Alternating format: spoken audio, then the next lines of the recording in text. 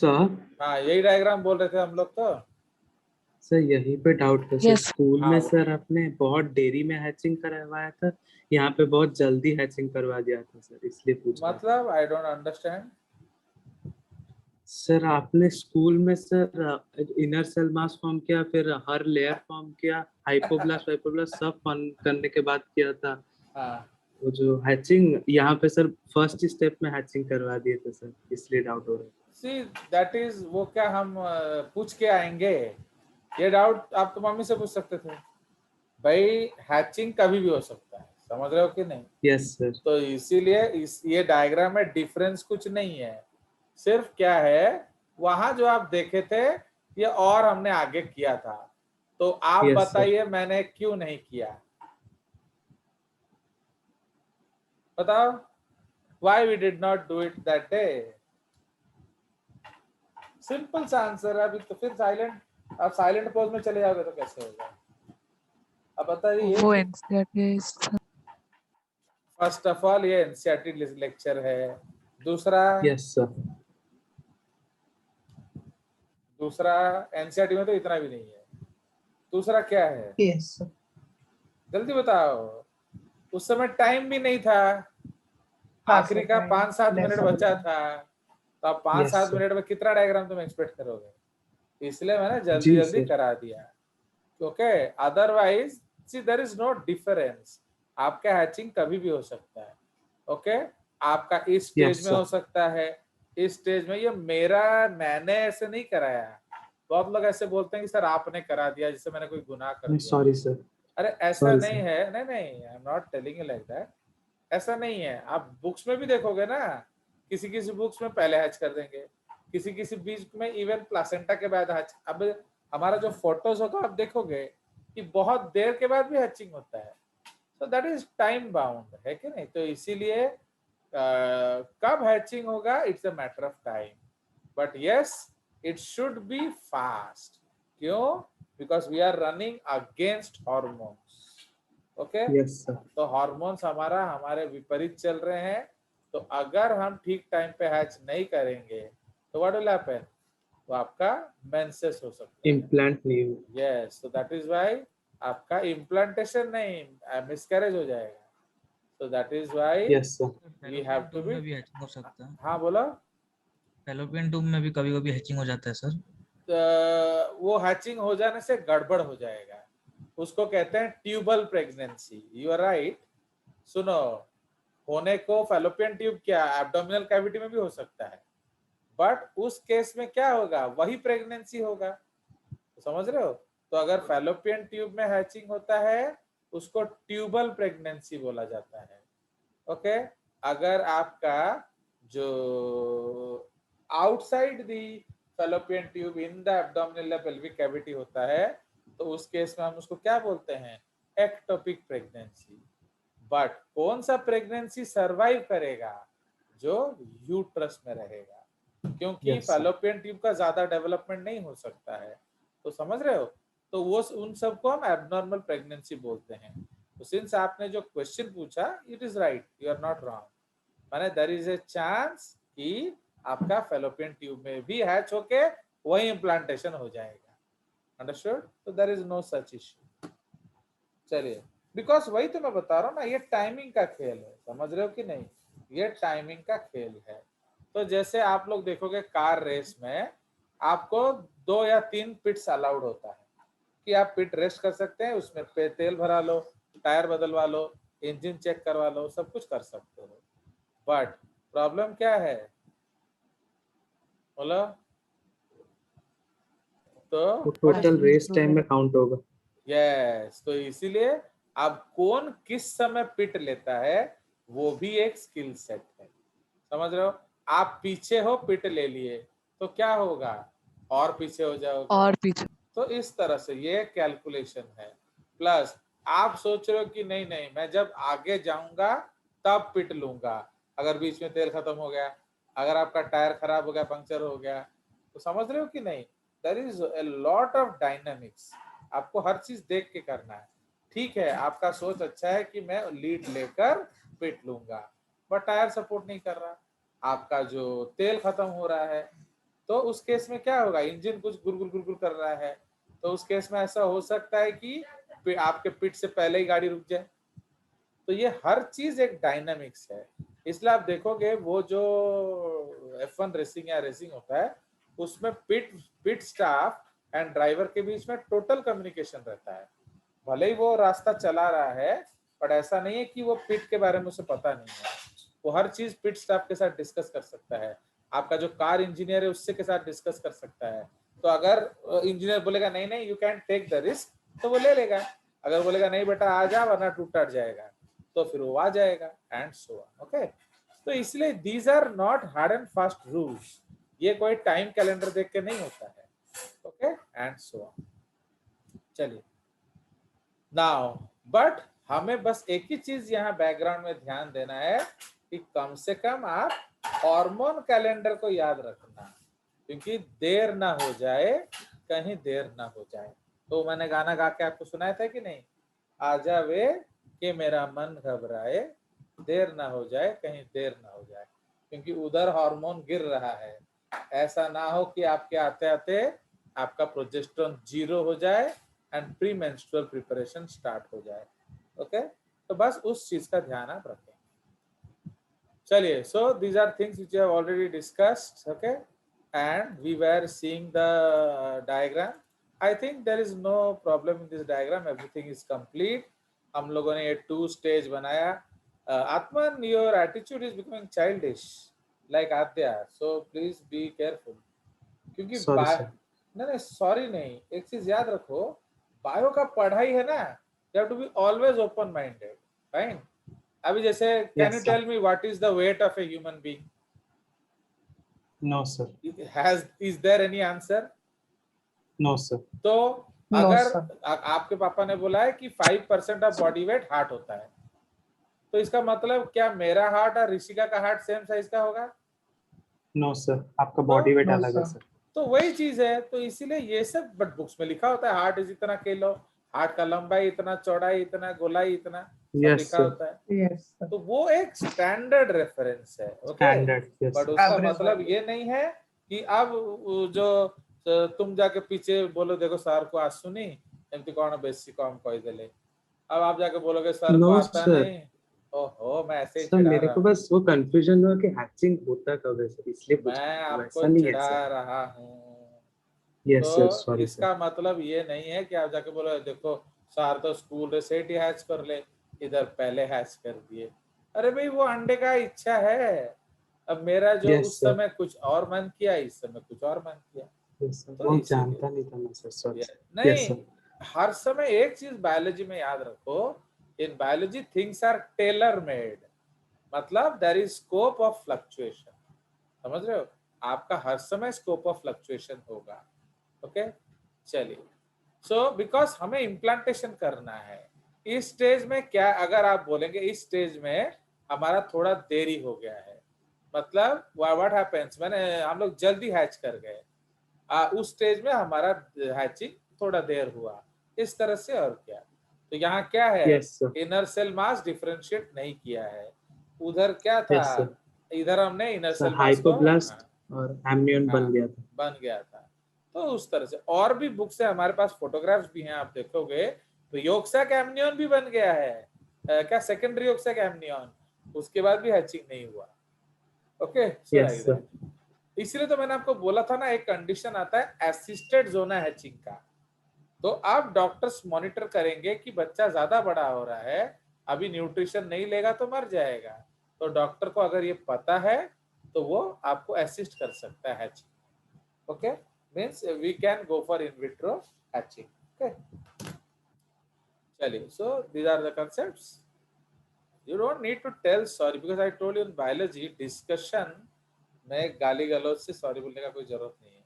Sorry कब बोला जाता है, जब आप उस दिन जो तू बोला था उसके लिए सॉरी बोलना पड़ेगा, कि आपकी जो वाइफ है वो कार ड्राइव नहीं करती है, तो वो अलग बात है कि नहीं। तो ऐसे तो मेरा जो वाइफ को आप जंगल में छोड़ के आ जाओ, तो वो सब, बट अदरवाइज सर आपका पैसा नहीं है, आप कार नहीं है, तो वो उसके लिए आपको नो सॉरी, सर। उसके लिए आपको सॉरी बोलना चाहिए। तब गरीब आदमी कार कहाँ से लाऊंगा, तो लाइक दैट। बट एजुकेशन में आप बहस कर सकते हैं, चलिए अब so now let's go ahead. तो अब हम लोग चले जाएंगे इस प्रोसेस में। तो यहाँ भी अगर आप देखोगे तो यहाँ भी देख रहे हो एनसीईआरटी में देखो हैचिंग हो गया और इनर सेल मास है। तो as Aadya told Yes, sir. Sir you are perfectly right, क्योंकि एनसीईआरटी ने वही दिया है, समझ रहे हो। बट जब मैं आपको पढ़ाया था मैंने उस पर जोना बनाया था, क्या जो जोना बनाया था फिर उसको तोड़ा था एंड सो ऑन। चलिए सो ये हमारा कंसेप्ट है। तो hatching is very very important. Point number 1 to create the chorionic villi, क्योंकि कॉरियोनिक विलाई बनेगा एंड वो हार्मोन रिलीज करेगा, तब वो हार्मोन एलएच जैसा बिहेव करेगा and then it will create what, so then it will create the what, the placenta and आपका जो कॉर्पस ल्यूटियम को मेंटेन करेगा, फिर बाद में जाकर क्या होगा, उसको डेवलप कराएगा। अंडरस्टूड? So like that. तो इसलिए we have to make chorionic villi. बहुत सारी चीजें हैं जो यहाँ हम लोग एक्स्ट्रा पढ़ेंगे, like amniocentesis, chorionic villi sampling, okay, जिसको हम लोग natal postnatal diagnostic test बोलते हैं। तो we will read here, okay. चलिए सो नाउ आप जानते हैं कि बच्चे और माँ के बीच में प्लेसेंटा एक बहुत इंपॉर्टेंट कड़ी होता है and it is responsible for the nutrition, for the respiration, for the excretion, for the hormonal backup, for the immunity. हर चीज के लिए प्लेसेंटा जरूरी है। Understand? So placenta is highly essential. चलिए so this is the case now.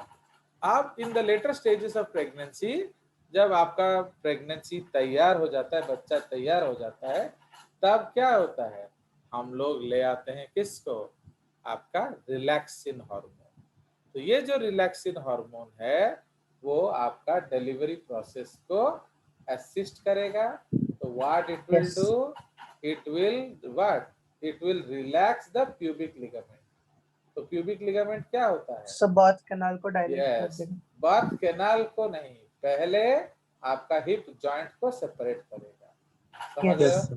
तो जो hip joint है, बिकॉज हम लोग का मेल्स में क्या होता है, हिप जॉइंट इनसेपरेबल होता है, but in case of females under the influence of relaxin आपका हिप जॉइंट क्या होगा, वो वाइडन होगा, वो सिम्फाइसिस जो है वो रिलैक्स करेगा। तो जब वो सिम्फाइसिस रिलैक्स करेगा तो क्या होगा, इट विल वाइडन। तो जब वो वाइडन होगा तो आपका क्राउनिंग होगा। यू रिमेम्बर 3 इडियट्स में, तो 3 इडियट्स में करीना कपूर क्या बोलती है आमिर खान को कि देखो क्राउनिंग हो रहा है कि नहीं। तो क्राउनिंग का मतलब है जब डायलेशन ऑफ बर्थ कैनाल होगा तो उसमें से आपको बच्चे का सर दिखना चाहिए। So that is called crowning, right? तो अगर क्राउनिंग हुआ तो आपका डिलीवरी हो जाएगा और थोड़ा पुश पुश करना पड़ेगा। चलिए समझ में आ गया। So placenta is also a very good endocrine structure and ये हम ऑलरेडी डिस्कस कर चुके हैं कि वो एक शॉर्ट टर्म एंडोक्राइन ग्लैंड है। तो अब अगर आपको याद है मैंने आपको पूछा था, अगर हमें शॉर्ट टर्म ग्लैंड को सिलेक्ट करना है, ओके, तो हम किसको सिलेक्ट करेंगे बोलो। If we have to select a short term endocrine gland, corpus luteum को करेंगे ना प्लेसेंटा को करेंगे। We have already discussed this, so I need a fast answer. बताइए, तो कॉर्पस ल्यूटियम को हम शॉर्ट टर्म एंडोक्राइन ग्लैंड बोलेंगे ना प्लेसेंटा? बताइए। Corpus luteum, yes, corpus luteum को बोलेंगे। क्यों? क्योंकि corpus luteum pre pregnant female या जो फीमेल प्रेग्नेंट नहीं है तो उस केस में कितना देर तक रहता है, 10 से 15 दिन, है कि नहीं। प्रेगनेंसी के बाद कॉर्पस ल्यूटियम लंबा रहता है। तो कॉर्पस ल्यूटियम को लंबा रहने में कौन मदद करता है बताइए? HCG। तो विदाउट HCG अगर आप इमेजिन करो तो कॉर्पस ल्यूटियम 10-15 दिन रहता है। But Yes, sir. प्लासेंटा अगर ठीक ठाक प्रेगनेंसी रहा, कम से कम आपका टिल डिलीवरी रहेगा, है कि नहीं? तो लाइक दैट। Yes, तो sir. इसीलिए and again another very important question मैंने आपको पूछा था कि सपोज एक इंजरी हो जाए मदर को फर्स्ट ट्राइमेस्टर में, ओके, एंड उसका ओवरी हमें काटना पड़ेगा, we have to remove her functional ovary due to some accident, तो विल द प्रेगनेंसी परसिस्ट और नॉट?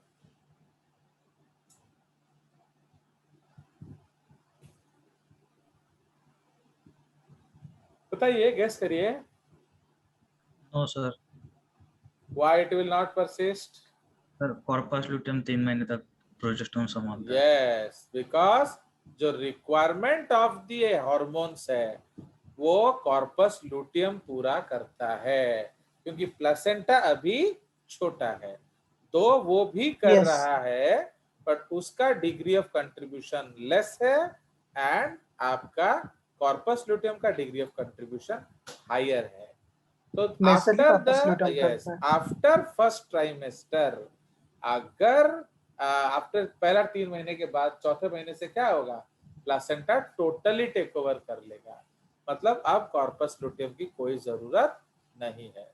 सो अगर फोर्थ मंथ के बाद इंजरी होता है ओवरी को तो बच्चा परसिस्ट कर जाएगा, क्योंकि मदर की अब कोई जरूरत नहीं है। यस, लास्ट में रिलैक्सिंग चाहिए वो हम आर्टिफिशियल करा लेंगे, ओके, तो लाइक दैट, समझ में आया? बट परसिस्ट करेगा, हाँ, so but it will persist. You like my new style? ऐसे चलिए, तो इसीलिए अभी डिस्कशन मोड है ना, तो डिस्कशन में वीडियो ऑन मोड होता है, तो इसीलिए व्हाट हैपेंस, तो this is the case, okay. ये सब ऑलरेडी आए हुए क्वेश्चंस हैं, तो ये सब आप ध्यान देंगे। आयुषी, अभी आपका नेटवर्क ठीक ठाक है? Yes, sir. तो अभी आपका जबान भी चलना चाहिए, I think. Yes sir, no? Yes, sir. बस, तो इसलिए गूंगा बधिरा मत रहो। आज डैडी फोन करके बहुत रो रहे थे, किसी पाठशाठ पढ़ूनी, खाली कौन गेम वेम खेलू। चलो, इसलिए गेम वेम मत खेलो, पढ़ाई पे ध्यान दो। चलिए, okay, so this is the case, so don't create a problem for your parents as well as the teachers, okay? Now, तो this is the concept। तो अब हम लोग ये डिस्कशन कर रहे थे, तो इसलिए प्लासेंटा बहुत ज्यादा इम्पोर्टेंट है, ओके। नाउ उसके बाद आपका एनसीईआरटी क्या लिखता है, immediately after placentation, okay, the inner cell mass difference into an outer layer called ectoderm and inner layer called endoderm, समझ रहे हो? तो अब इसीलिए अब देखो यहाँ कॉरियोनिक विलाई आ गया, उसका सारा स्टोरी डिस्कशन हो गया, अब ये लोग आ रहे हैं इनर सेल मास बना रहे हैं, देख रहे हो आत्मान बाबू? Yes, तो sir. इसीलिए कुछ भी हो सकता है, एंड इसको भी हम गलत नहीं कह सकते, ओके, तो ऐसा हो सकता है भी है, तो लाइक दैट। चलिए, तो समझ में आया? Yes, sir. बट अनफॉर्चुनेटली उन्होंने और कुछ नहीं बोला। Please remember, outer layer is not called ectoderm now, okay, वो हम JCRT लेक्चर में देखेंगे। I am not making any changes here, and inner layer is not called endoderm। तो outer layer को हम क्या बोलते हैं, एपिब्लास्ट, एंड inner layer को कहते हैं क्या, हाइपोब्लास्ट। तो अभी Hypoblast. उसको एक्टोडर्म एंडोडर्म नहीं बोला जाता है, ओके। एक्टोडर्म एंडोडर्म कब बोला जाएगा, आफ्टर फॉर्मेशन ऑफ मेसोडर्म, तो मेसोडर्म बनने के बाद हम उसका जिक्र करते हैं। चलिए, सो अब these 3 layers give rise to all tissues etc etc। now तो what are the major features of embryonic development at various months of pregnancy, वो हम टेबल बना दिए हैं नीचे। तो the pregnancy lasts 6 months, do you know how many months, ये सब क्वेश्चंस है आपका एनसीईआरटी का, तो ये हम लोग देख लेंगे। तो जो एलिफेंट्स है, we know it is nearly 2 years and so on. चलिए, तो after birth in human beings, after 1 month of pregnancy, the embryo's heart is formed, देख रहे हो, बाकी सब भूल गए, बट हार्ट याद है उनको। ओके, तो हार्ट बनता है। By the second month foetal limbs and digits develop. ठीक रे, तो इसीलिए डेवलप। उसके बाद आफ्टर थर्ड मंथ ऑलमोस्ट सारा ऑर्गन्स बन जाता है। Okay, like genitals, limbs. First movement कब शुरू होता है? Okay, and the head appears by 5th month, and by the end of 6th month, हाँ, तो by the end of 6th month क्या होता है? ओके, आपका जो आई लैशेस, आई लिड सब बन जाते हैं, एंड 9 मंथ डिलीवरी के लिए तैयार हो जाता है। और क्या? ओके, सो ये हम लोग और ज्यादा डिटेल में याद रखेंगे, बट आपको ये सब याद रखना है नीट के लिए। तो नीट के लिए आपको यही याद रखना है, और कोई उपाय नहीं।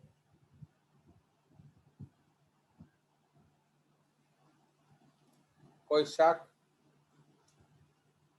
No, sir. No, sir. So Yes. please remember, for NEET you have to remember NCERT data, और अंडरस्टैंडिंग के लिए KVPI के लिए, ओलंपियाड के लिए हमारा डाटा। चलिए, उसके बाद एक बार बच्चा रेडी हो जाता है तो पार्ट्यूरेशन का टाइम आ जाएगा। ओके, एंड ये कॉम्प्लेक्स न्यूरो एंडोक्राइन मैकेनिज्म है, मतलब nervous system, endocrine system both involve, क्योंकि स्ट्रेचिंग ऑफ यूट्रस हो रहा है। ओके, सब कुछ से ब्रेन को खबर मिलता है, ब्रेन फिर हाइपोथैलेमस को बोलता है, हाइपोथैलेमस पिट्यूटरी को भी बोलेगा, एंड आपका पोस्टीरियर पिट्यूटरी को भी बोलेगा, क्योंकि पोस्टीरियर पिट्यूटरी से आपके हार्मोन कौन सा आ जाएगा? बोलिए, Oxytocin. ऑक्सीटोसिन। एंड रिलैक्सिन कहाँ से आएगा? ओवरी से। अंडरस्टूड? तो इसलिए ये एक Yes, बहुत sir. Complicated Yes, sir. neuroendocrine mechanism है। Now the signals for parturition originate from the fully developed fetus and the placenta, which induces mild contractions called fetal ejection reflex. तो इसलिए fetal Yes. ejection reflex के लिए दोनों involved हैं। Okay, placenta भी involved है, and जो आपका fetus भी involved है। Okay, so both are involved. Now this triggers release of oxytocin from the maternal pituitary. ठीक है, ऑक्सीटोसिन क्या करेगा? वो स्मूथ मसल्स को कॉन्ट्रैक्ट करने के लिए मदद करेगा, जिससे पुश जनरेट होगा। Okay, the stimulatory reflex between the uterine contraction and oxytocin secretion, ये क्या ना, ये म्यूचुअली मोटिवेटिंग है। ऑक्सीटोसिन आएगा, यूट्रस कॉन्ट्रैक्ट करेगा। अच्छा, यूट्रस कॉन्ट्रैक्ट किया, और ऑक्सीटोसिन दो, और ऑक्सीटोसिन आएगा और यूट्रस कॉन्ट्रैक्शन करेगा। अच्छा, और कॉन्ट्रैक्शन हुआ और ऑक्सीटोसिन दो। इसीलिए जितना यूट्रस कॉन्ट्रैक्ट करेगा उतना पीछे से ऑक्सीटोसिन रिलीज होगा। कभी कभी क्या होता है, माँ जैसे वो थक गई थी 3 इडियट्स में, द मदर वाज टायर्ड, तो she was unable to generate the push, क्योंकि कुछ पुश आपको डायाफ्राम से भी करना पड़ता है, जो वॉलंटरी पुश है। तो इसीलिए फिर आपका ऑक्सीटोसिन कम पड़ जाता है कभी कभी, तो उस केस में आप बाहर से ऑक्सीटोसिन दे सकते हैं। ठीक है ना, वही क्वेश्चन है, what do you think the doctors inject to induce delivery? तो बताइए, तो ये क्या देते हैं डॉक्टर्स? बोलो, artificial oxytocin. So the doctor gives artificial oxytocin, जिसको हम पिटोसिन बोलते हैं, या इसको हम लोग डाई इथाइल स्टिबेस्ट्रॉल बोलते हैं। Stibestrol. Okay, diethyl stilbestrol. Understood? So this is called diethyl stibestrol. तो ये आपका आर्टिफिशियल ऑक्सीटोसिन है। एक मार देंगे तो फिर पट से बढ़ जाएगा। चलिए, सो ये हम थोड़ा सा खींच देंगे इधर, समझ में आया? तापरे एक बार बच्चे का डिलीवरी हो गया तो माँ को लैक्टेट करना पड़ेगा, इसलिए लैक्टेशन के लिए कौन स्टिमुलस देता है? प्रोलैक्टिन। तो प्रोलैक्टिन मिल्क को सिंथेसाइज करवाएगा, एंड आपका ऑक्सीटोसिन जो है अब वो मिल्क को रिलीज करने में मदद करेगा। इसलिए now these two hormones will work in tandem and help in lactation. तो ऑक्सीटोसिन कब रिलीज होगा? जब बच्चा सकल करेगा. तो again this is a beautiful integration between the nervous and the endocrine system. ठीक है. जो पहला मिल्क है that is called colostrum and it is very rich in antibodies. इधर सिर्फ एंटीबॉडीज लिखा है बट एक्चुअली उसमें नरिशमेंट भी ज्यादा होता है. Okay, it is also very nutritious. तो इसलिए colostrum is very very important for the क्या न्यू बॉर्न बेबी. एंड उसमें से कौन सा एंटीबॉडीज आता है? उसमें से IgA आता है. तो ये जो एंटीबॉडी है उसको पैसिव इम्यूनिटी देता है. आपका प्लेसेंटा से कौन सा एंटीबॉडी आता है? IgG.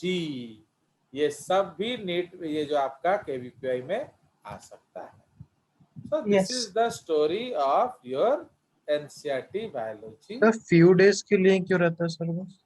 क्या कोलोस्ट्रम अब